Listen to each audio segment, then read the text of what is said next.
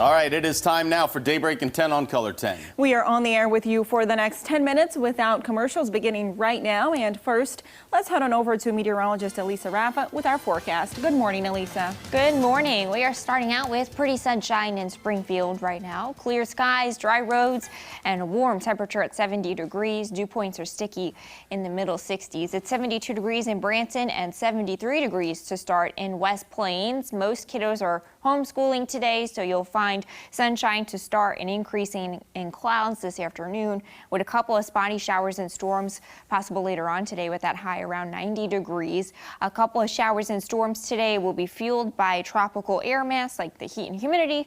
Those will collapse by sunset. Will be quiet and muggy overnight tonight. Mostly cloudy and muggy tomorrow. Not much happening until the overnight. That's when we'll start to find the remnants of Laura creeping closer. We'll find some heavy rain to the south and east from Laura on Friday with those highs in the upper 80s. Laura right now is a Category 2 hurricane with 110-mile-per-hour sustained winds. It is about to rapidly intensify, potentially to a Category 4 storm, making landfall as a Category 3 or 4 storm right on the Texas and Louisiana border there. Then you'll find those remnants headed north through Arkansas on Thursday, making a big turn through the Ozarks on Friday. This big turn means a big cutoff in rain totals, where some of us from West Plains to Mountain Home get 2 to 4 inches of rain. Others of us to the north and west get nothing. You'll have a very steep cutoff right around the interstate where very small changes in track are going to mean big changes in that forecast for you. You could also have some gusty winds to 40 miles per hour in that area as well. Joe, Jen. The president of Springfield's NAACP chapter wants changes to policing and wants it now. Tony Robinson spoke to City Council this week, urging them to adapt to changes the group suggested last month. The chapter asked the city for 3 things: banning vascular neck restraints, reducing the number of black people disproportionately pulled over in traffic stops, and reforming the Police Civilian Review Board. City Manager Jason Gage said these are reasonable requests, and there is no reason why a traffic stop disparity index in Springfield should be 2.71.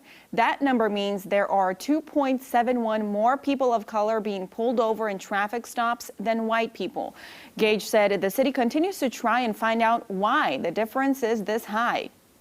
It's trauma that I personally can speak to that we have to endure every single time we get behind the wheel, and that is just not okay. Every time I get behind this wheel, it's like a death sentence. Like, well, am I going to survive this time? There are lots of reasons that could be high. For example, one reason is that there's just a lot of racial bias. Now, do we think there's enough racial bias to get to almost 3 times? I would like to think not. And I tend to think that there could be a systemic piece in here. As for the vascular neck chokehold, the NAACP wants it banned, but Gage says the hold isn't supposed to be stopping airflow, but he does understand the concern behind it if it's used incorrectly. Gage says the city plans on having an action plan sometime in September. The extension of Kansas Expressway past Republic Road won't begin construction just yet, but the U.S. Fish and Wildlife Service has given the Greene County Highway Department its final opinion on the project and its impact on endangered species in the area. The project was the subject of a $2.4 billion lawsuit that was dismissed last December. The lawsuit alleged fraud, conspiracy, and ecological harm. Currently, South Kansas ends at Republic Road. In this first phase of construction, the project will extend the road to Plainview. In the second phase, it will go south to Farm Road 190. Adam Humphrey with Greene County Highway Department says this project is a long time coming. So we have done a very detailed study over the last 18 months looking at potential impacts to threatened and endangered species along this project corridor. They have made a final determination that kind of puts us on a trajectory now towards construction of this project. With the opinion from the Fish and Wildlife Service, they're looking at starting construction in the fall of 2021. Looking around the region, a group of Kansas citizens are collecting signatures calling for the removal of Mayor Quinton Lucas. An affidavit filed last Thursday accuses Mayor Lucas of exhibiting, quote, poor judgment and inadequate leadership in the city's response to COVID-19 and the civic unrest that continues to occur. Supporters believe the health mandates in place to curb the spread of the virus, including wearing masks, is unconstitutional and hurting small businesses. They also point to the increasing homicide rate, which is on track to surpass last year's 150 murders. Supporters have 30 days to get roughly 10,000 signatures. What we're going to do is show the people how big their voice is. We're actually really shooting for 30,000 to 40,000. We want to send a clear message to the mayor. A Facebook group in support of the petition has already reached more than 9,000 members in just the last 10 days. Around America, the CDC has updated its guidelines on coronavirus testing as it no longer recommends testing for most people without symptoms that have had direct contact with someone infected with the coronavirus. According to previous guidelines, viral testing was appropriate for people with recent or suspected exposures, even if they were asymptomatic.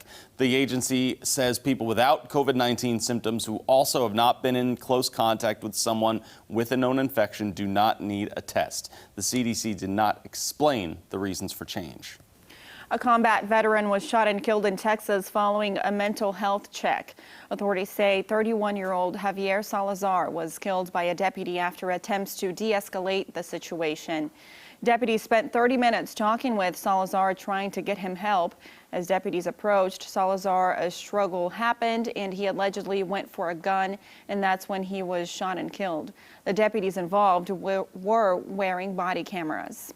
A California court has ordered new penalty phases for Scott Peterson while his murder conviction still stands. They have 90 days to decide what's next. The state Supreme Court ruled 13 prospective jurors were wrongfully dismissed during the trial because they revealed to have had general objections to the death penalty.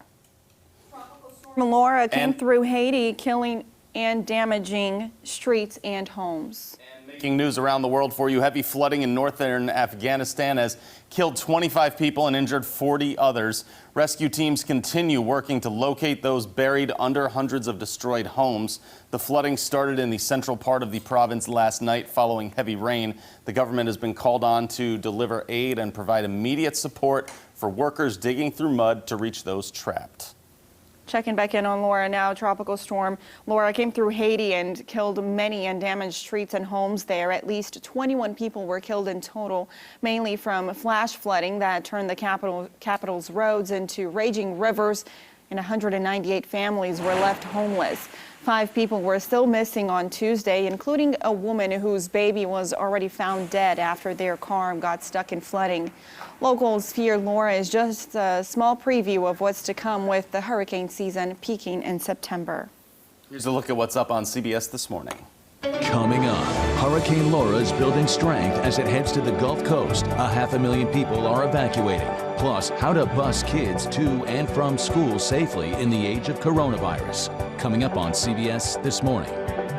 And regarding Laura, we see Category 4 and Cat 4 trending all over the place right now. That's not what Laura is at the moment, right? No, actually, literally just in the minutes that you guys were reading the news, it intensified again. Right at the top of Daybreak in 10, I said it was a Category 2. It's now a Category 3 storm. And the categories are just listed by wind speed, right? So it's a Category 3 because it now has 115 mile per hour winds. Category 4 would make it 130 mile per hour winds. And what's kind of what's the word I want to use? Deceiving, I would say, or maybe misunderstood about the categories, is they only focused on wind speed, but that's not the only thing that a hurricane does. Storm surge is going to be huge on the coast with this, and that has nothing to do with the category of the storm. Does that make sense? The storm surge. The storm surge, yeah. So the storm surge is just all of this ocean water that's going to come running into the land, and that's going to be up to 15 feet. When you say Category 4, it just means that the winds are 130 miles. Right. So you could still have storm surge and all of that damage, even if it's not a Category 4. Exactly. Okay. We'll find those remnants rolling through Thursday into Friday here locally. Your 7-day forecast is just a little bit steamy today. Laura comes here by Friday. We'll watch out for it. Thank you very much, Elisa. Thank you guys for watching us here on Daybreak.